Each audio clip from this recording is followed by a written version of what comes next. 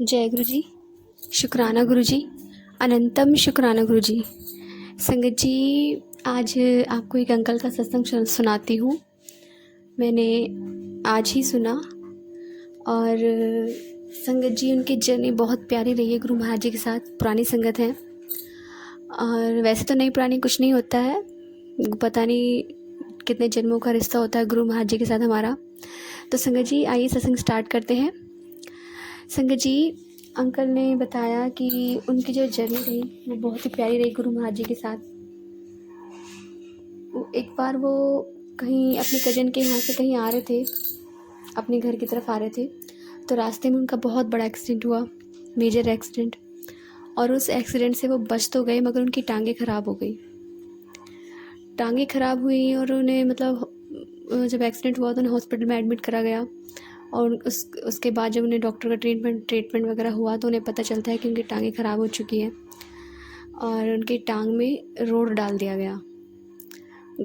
Doctors ने मना किया कि तुम्हें कोई भी भारी सामान नहीं उठाना है, कोई कुछ ऐसा वैसा काम नहीं करना है। तो जब वो घर पे जाते हैं तो काफ़ी टाइम तक 2-2.5 महीने तक मतलब ट्रीटमेंट चलता है उनका। ठीक तो हो जाते हैं मगर प्रॉपर तरीके से ठीक नहीं होते क्योंकि टांग में रोड डली हुई होती है। तो एक दिन वो एक उनके पास एक आंटी का फ़ोन आता है। उनके पड़ोस में रहती थी वो, कुछ दूर जाके। तो वो बोलती हैं कि बेटा तुम मेरा ये काम कर दोगे। उन्हें कुछ काम बताती हैं तो कहते हैं कि आंटी मैं तो ऐसा कोई काम नहीं कर सकता क्योंकि डॉक्टर्स ने मुझे मना किया हुआ है। वो पूछते हैं क्या हुआ बेटा, तो बताते हैं कि ऐसे ऐसे मेरा एक्सीडेंट हुआ है और मैं मतलब अब नहीं कर पाता हूँ काम, मैं जॉबलेस हो चुका हूँ, जॉब भी चली गई है और कोई काम नहीं है मेरे पास, मैं कुछ कर भी नहीं पाता हूँ। तो आंटी कहती हैं बेटा तुम ऐसा एक काम करो कि छतरपुर में एक मंदिर है बाबा का, वो मतलब गुरु महाराज जी का, तुम गुरु जी महाराज जी के दरबार जाओ, वहाँ मत्था टेको और अरदास करो तो तुम बिल्कुल ठीक हो जाओगे, तुम्हें कोई दिक्कत नहीं होगी। तुम वहाँ जाओ और तुम्हें मतलब तुम्हारी हर परेशानी का हल मिल जाएगा। तो उन्हें बताती हैं कि तुम जाओ और जाके मत्था टेको। तो देखिए संगत जी, गुरु महाराज जी किसी न किसी के थ्रू अपनी संगत को अपने से जोड़ते हैं, अपने बच्चों का ध्यान रखते हैं कि उन्हें कब और किस वक्त क्या चाहिए।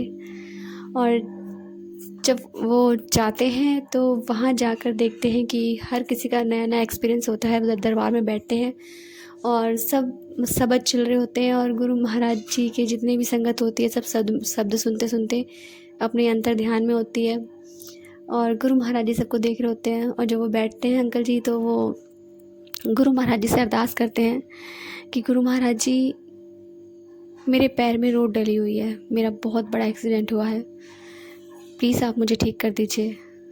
क्योंकि हर कोई मुझ पर तरस खाता है, मैं कहीं भी जाता हूँ तो लोग देखते हैं वो मतलब पैरों से परेशान है तो इसे जगह दे दो, बैठने की जगह देते हैं।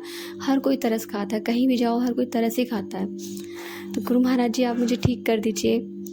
तो कुछ जब बाद शब्द ख़त्म हो जाते हैं तो गुरु महाराज जी उन संगत को, उन अंकल को इशारे से बुलाते हैं और कहते हैं जा कल्याण कीता ऐस कर।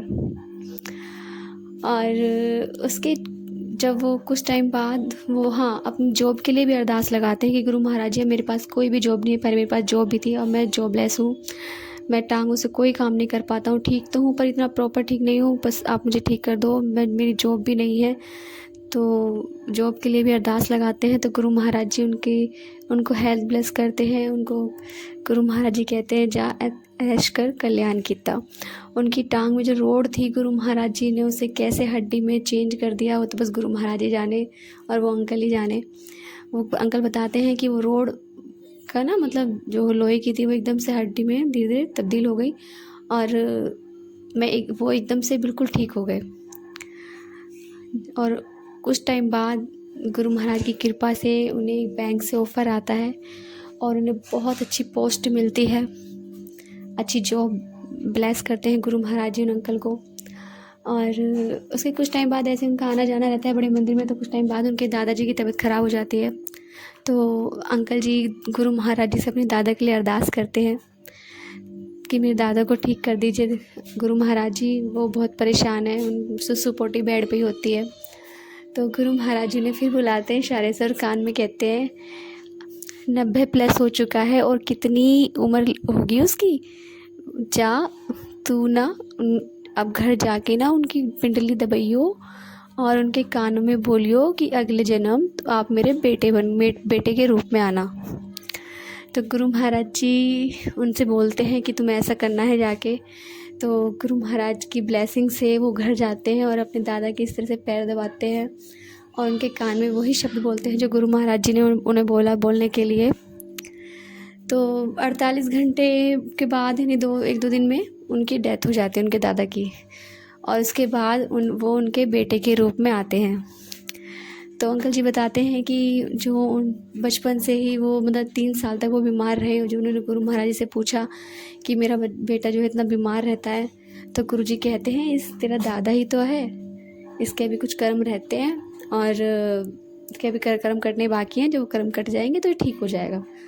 तो गुरु महाराज जी ने देखो कैसे लीला रची, उनके दादा को उनके बेटे के रूप में भेज दिया और उन्हें हर तरह से मतलब उनकी लाइफ को सेटल कर दिया। तो संगत जी, यदि आपको हमारा सत्संग अच्छा लगा तो हमारे चैनल को लाइक कीजिए, सब्सक्राइब कीजिए, बेल आइकन को प्रेस कर दीजिए। और यदि आपको सत्संग अच्छा लगा तो प्लीज़ हमें व्हाट्सएप पर लिखकर अपने सत्संग भेज सकते हैं। आपके सत्संग भी और संगतों के साथ शेयर किए जाएंगे। आप हमें रिकॉर्ड कर भी भेज सकते हैं। जय गुरु जी, शुक्राना गुरु जी, अनंतम अनंतम शुक्राना गुरु जी।